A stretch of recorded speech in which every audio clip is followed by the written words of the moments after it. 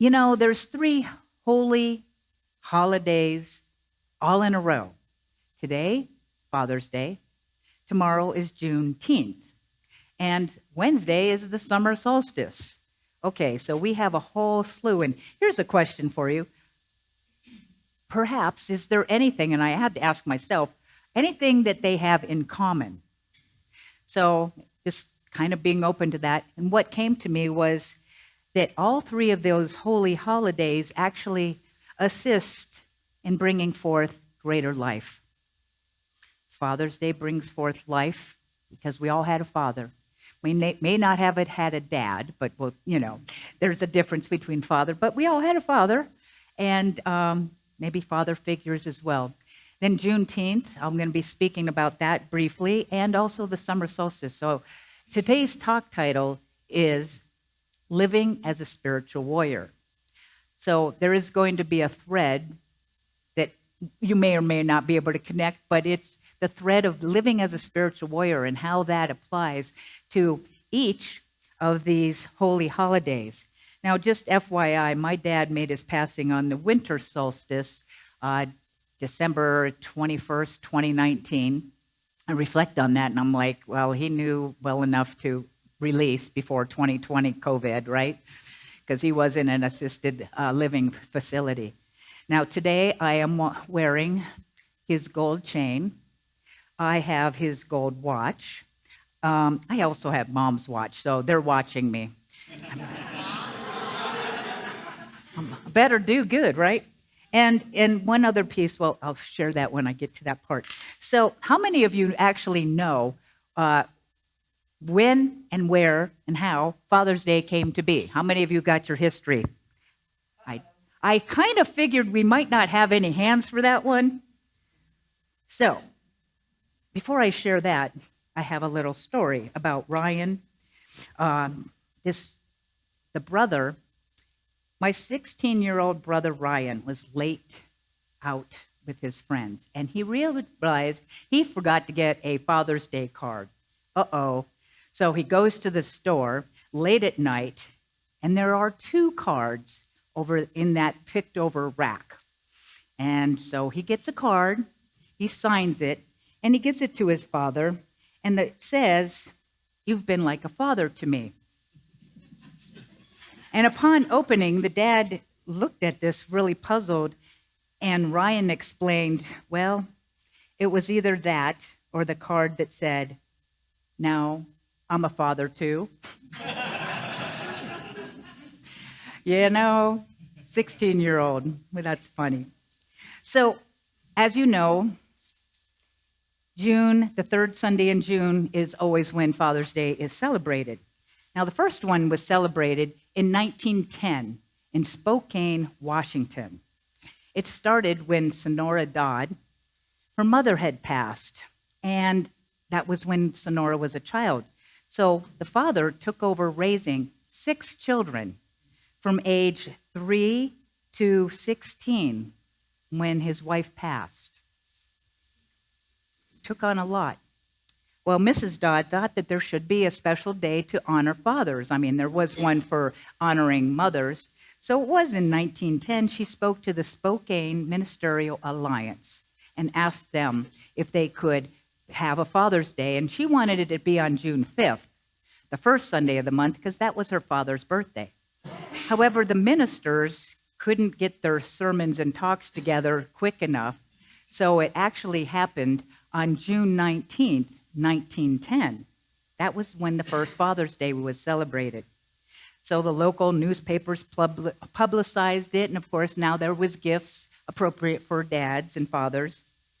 Mrs. Dodd's father died in 1919, 9 years later, and the day that his daughter started in honor of him was being celebrated in the United States and soon became celebrated in most of Canada.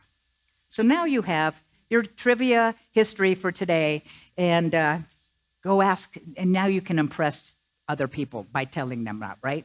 What year was it? Where was it? Okay, and the woman's name was Sonora Dodd.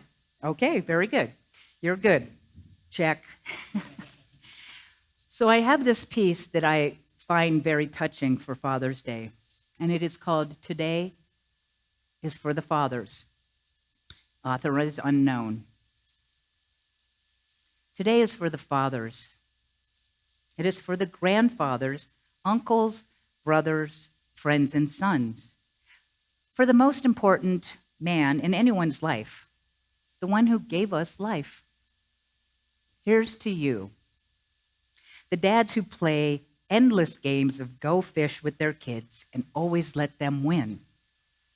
Or those that always played to win every time, thinking that their children would grow stronger through defeat. This is for the fathers who worked in factories and fields, taught in classrooms, sat in cubicles, 8 long hours a day. Here's to those who performed life-saving surgery and those who drove a truck through the long days and nights. Here's to those who loved every minute of their labor, and to those who only worked so their families could survive. To the sleepless dads who have waited in silent fear that their babies wouldn't make it through the night, or that their teenagers would survive their first driving alone.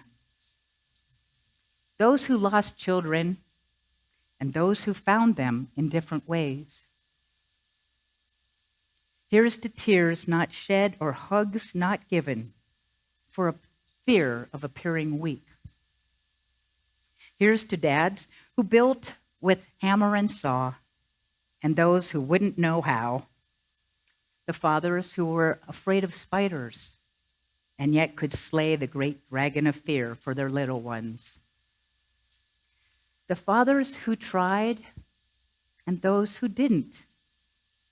The fathers who gave us life and walked away, and those who stayed long past the life of their marriage to give something to their children. The fathers who hurt because their children have been kept from them, and those who are both father and mother. Stay-at-home dads and stay-away dads, the one we wanted but never knew.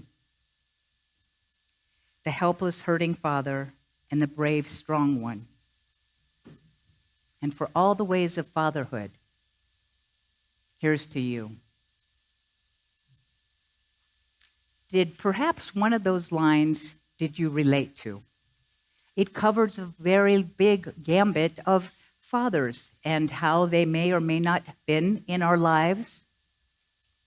My own father, Wayne, is, like I said, he passed in 2019. And he had a strong Finnish culture background. In his strong Finnishness, he had a great, strong work ethic and a strong drink ethic. I didn't know that was actually Finnish until somebody taught me in culturally class that was kind of what the Finnish men were about.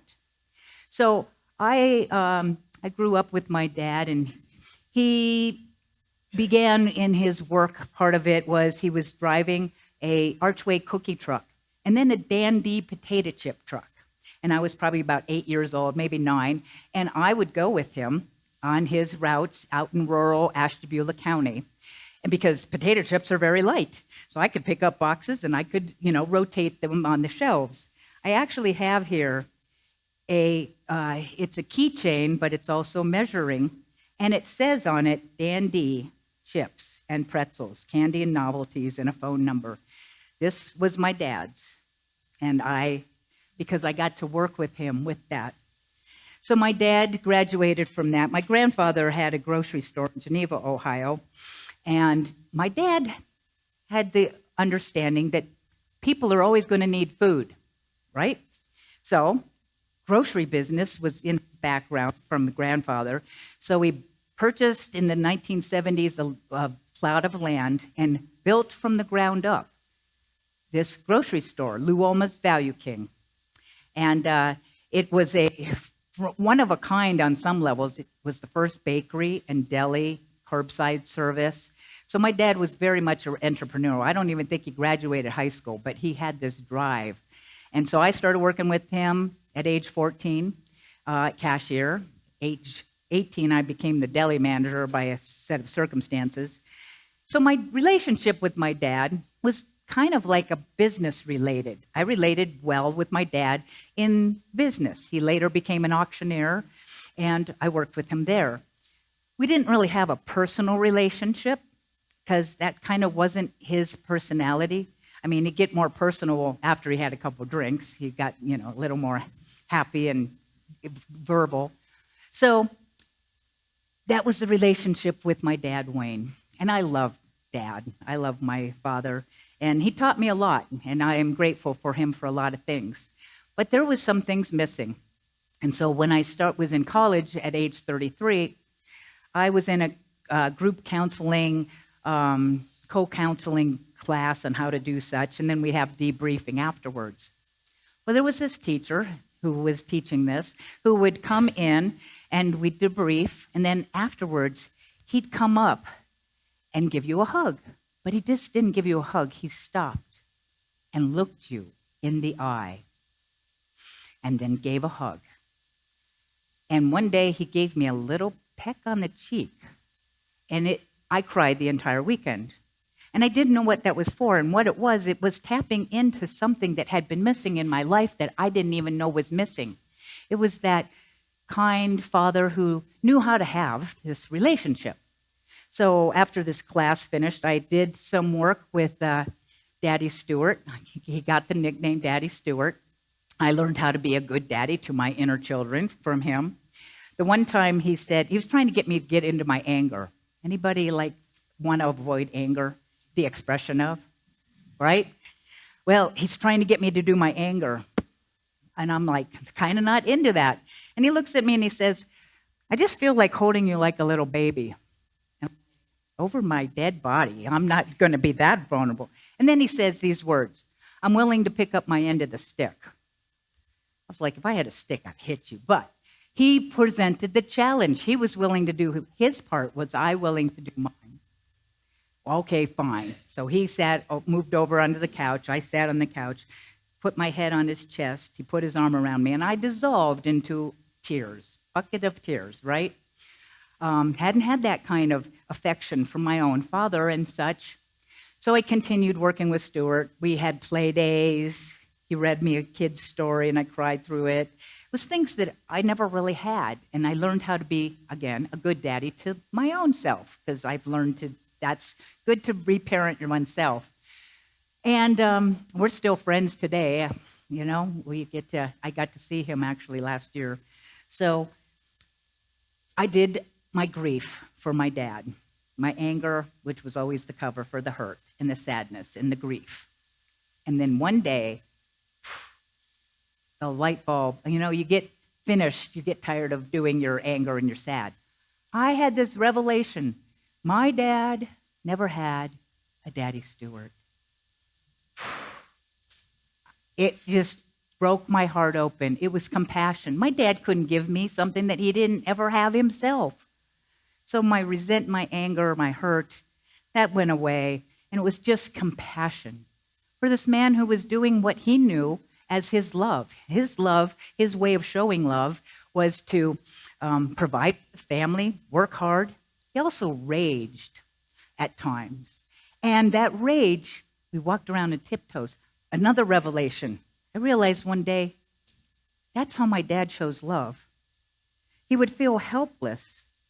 And it's very vulnerable to feel helpless. And so instead of being vulnerable and helpless, he'd get mad. And I went, oh, I would never have thought his rage was the only way he knew how to express his love. I was like, who knew, right?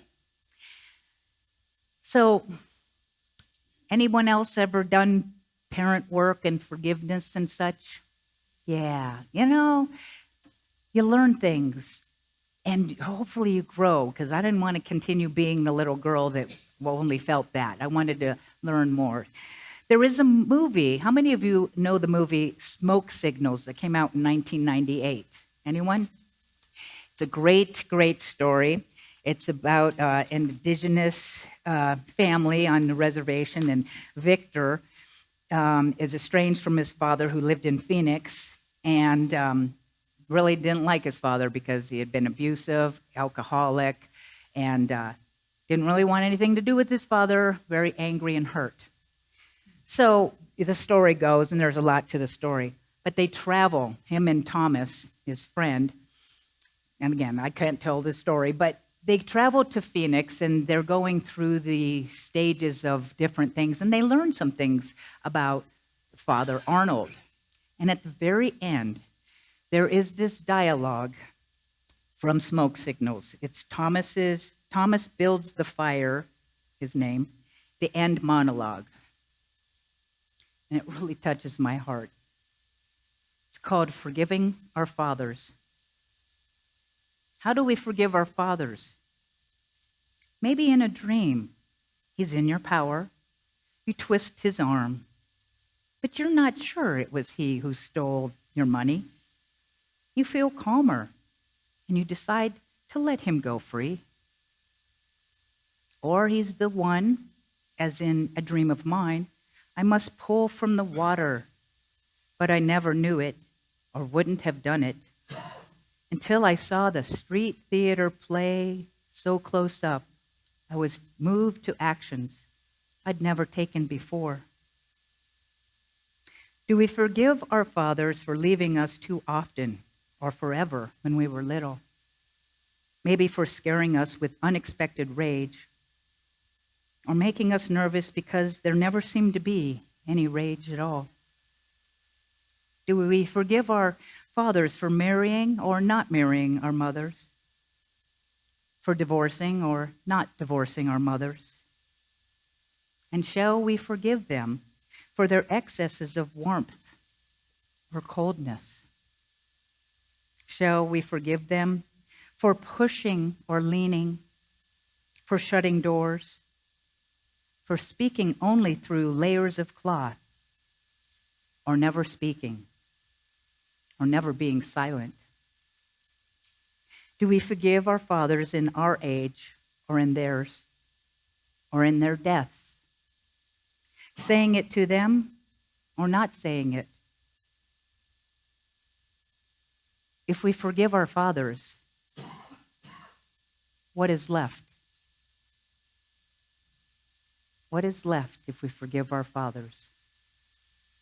I think this is one of the most powerful pieces. Obviously, I needed to find it. It's actually Forgiving Our Fathers by Dick Laurie, courtesy of Hanging Loose Press. That touched my heart so much after I saw the movie, I had to go find it. Forgiving is the act of a spiritual warrior. Forgiving means that we're willing to go through the pain, the hurt, the anger, and the grief, and someday release the judgment because it's pulling us down. We can't be free until we forgive. To let go, and for me, it's about forgiveness, it's about letting go of judgment, to just release it and let it go. If we forgive our fathers, or anyone for any fact, what's left? Well, I would say that there would be peace left. It would be peaceful and calm and more open. So I'm going to be talking just a little bit about this spiritual warrior, which is the masculine aspect of ourselves. It doesn't matter what gender you are. Everyone has masculine energy, which is directive. It's about deciding and doing. And then we have the feminine, which is about reflecting and receptivity. There's a time when you're in your warrior self, which is your masculine, and you have to do things, or your feminine, where you're more free. Anyone ever feel like an airhead, like you're just like, I can't get focused, I need to get focused, right? That's when you're in your divine feminine. I had Sandy Cave would say, I'm just an airhead. I said, you're just in your divine feminine. Or there's times where I'm like, I have to get focused. I need to pull my spiritual warrior up, my masculine, and get into doing. There's times where I worked as a substitute teacher, and it was doing. And I'd leave there, and I'd go into the grocery store, where I feel very much at home, by the way, because growing up in a grocery store. But I go into the grocery store, I'm like, I'm home. I act as if I own every grocery store because, you're a teenager, and that's what you learned. But I'd go in and I'd just wander around the store because I need to be in my divine feminine and just not be focused. So the idea is to know when to engage in your spiritual warrior or your spiritual wizard, and the wizard being the feminine. A few examples are, I actually went to a wizard camp and a warrior camp. That was interesting, to say the least. The warrior's way is the way of action. The wizard's way is the way of attraction. The warrior achieves, and the wizard receives. The warrior sets goals. The wizard sets intentions. The warrior has the ability to focus, and the wizard has the ability to flow. Warriors overcome their limits, and the wizard has no limits. The warrior creates miracles, and the wizard receives miracles. So that kind of gives you a little bit of flavor between the two. We all have this warrior self. And for me, I need to engage in it more, because here's a few of the attitudes of the warrior. I'm a warrior and I act in spite of my fear. I'm a warrior. I'm willing to do whatever it takes. I'm a warrior. I'm willing to do what's hard, maybe like forgiving. And here's the big one. I'm a warrior and I act in spite of my mood. Okay, how many of you go, well, I'm not in the mood to clean or straighten or go to the gym? Okay, how's that working for you? My God self would go, get up, you're going to the gym. I need to actually get that part of me back, because I'd like to start going to the gym, and I'm kind of like, I'm not in the mood. Yeah, Great Spirit is working with me on that one. So it's these attitudes of a warrior, and that we have that power inside of us to engage with the warrior self. But the key is to know which one to use when. When you are needing focus, or when you need to let go of focus, right? There is the Serenity Prayer. You all familiar with the Serenity Prayer? Yes? Uh-huh. Oh, yes, I heard that. So here's an interesting thing about the Serenity Prayer. It says, God, grant me the serenity of things I cannot change, the courage to change the things I can, and the wisdom to know the difference. Well, I think that's actually the wisdom. I know it's warm in here. Can we turn? I'm like, can we do something with it? Because you're fanning yourself. I'm like, yeah, you can fan me too. So those things that I spoke of, the wizard is the one that accepts things I cannot change.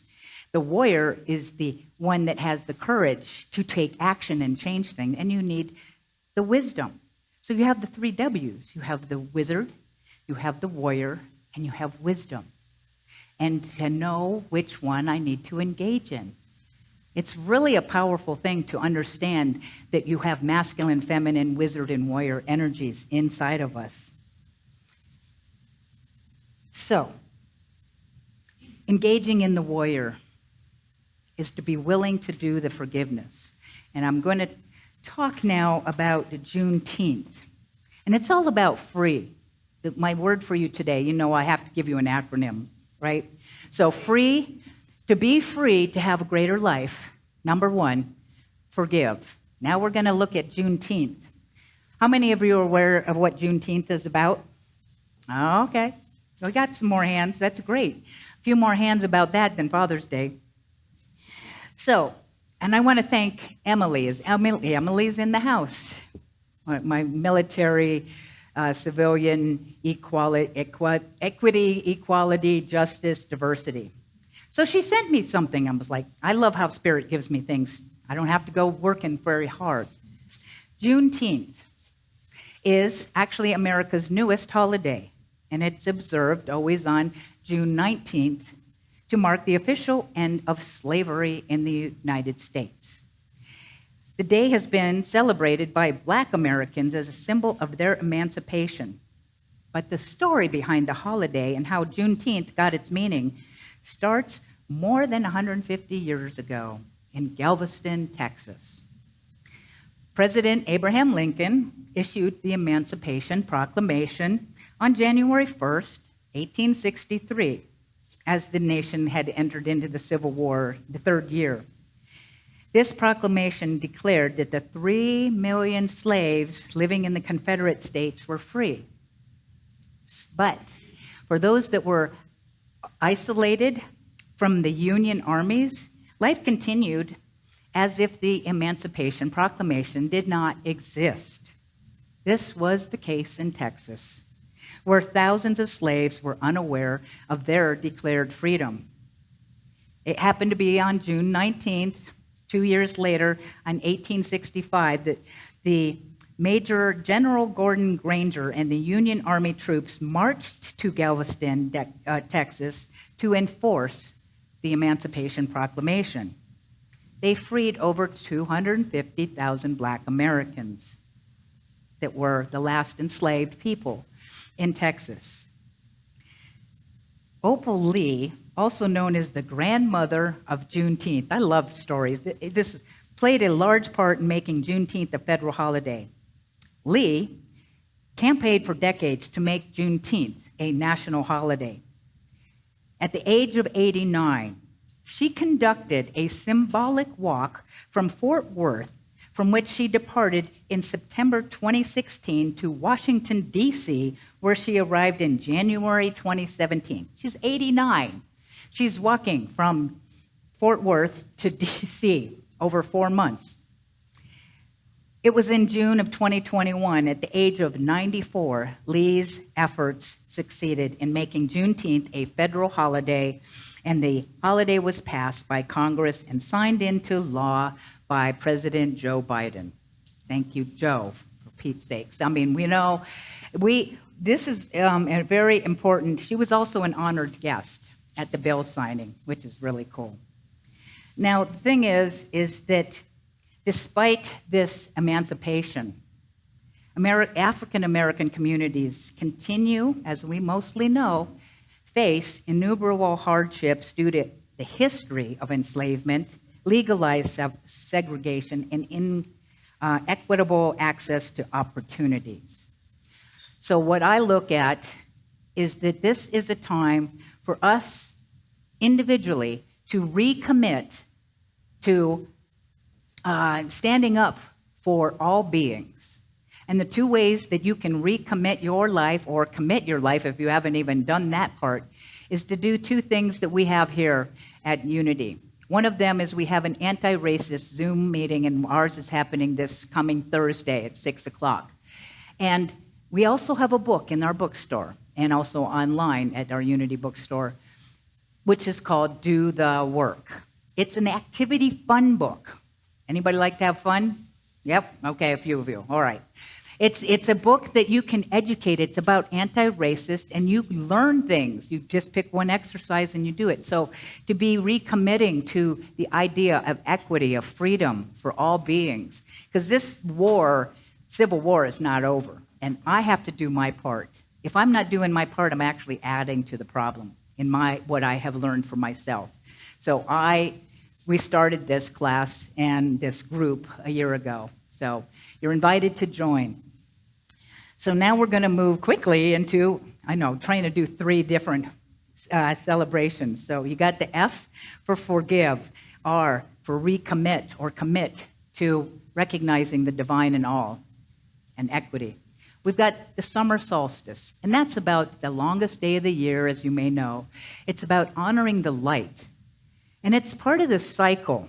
In the spring, we plant our intentions. We plant seeds. And in the summer, what we want to do, the words are be patient. Be patient, because if you're going to the seeds and going, where are they growing? How come they're not there yet? Or with your intentions. I set these intentions. Nothing's happening. In fact, it's worse. Anybody ever set an intention that gets worse? That's a good sign, actually. A rose, actually, when it opens and it closes. It opens and it closes. It opens a little more. So if you have a contraction, perhaps it's part of the opening. So for your summer solstice, it's a time to remember your intentions. And if you haven't set any, this would be a good time to engage in setting intentions. Now, if you set intentions, part of your intentions could be to affirm, I am patient. Okay, let's try that. I am patient. Sure. I am patient. I am open. I trust. That's the important thing. Patience is trusting. Trusting that the universe is behind the scenes, underneath the ground, bringing forth my intentions and yours. So we want to, on the FRE, engage in setting intentions. Engage in setting intentions. To nurture, to be patient, to trust the universe is doing its work. And also just to love yourself. Set your intentions.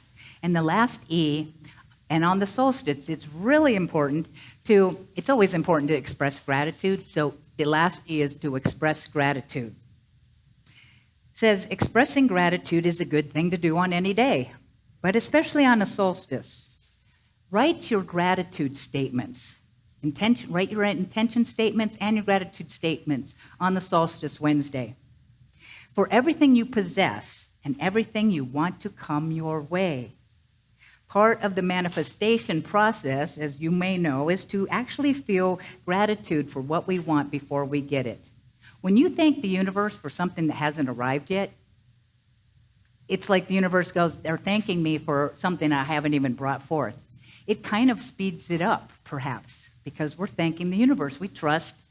It's an act of trust to say thank you to the universe for something that hasn't arrived yet. So we're telling the universe that we trust that our wishes are fulfilled. So now you're ready to be set free, right?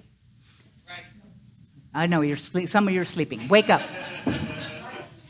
So do you want to be set free? Yes. One more time. Yes. That's what I'm talking about. It's energy. So to be free, we're forgiving, we're recommitting to life, good life for all. We're expressing or engaging in intentions in E. We are expressing what? Gratitude. Very good. So I'm going to set you free.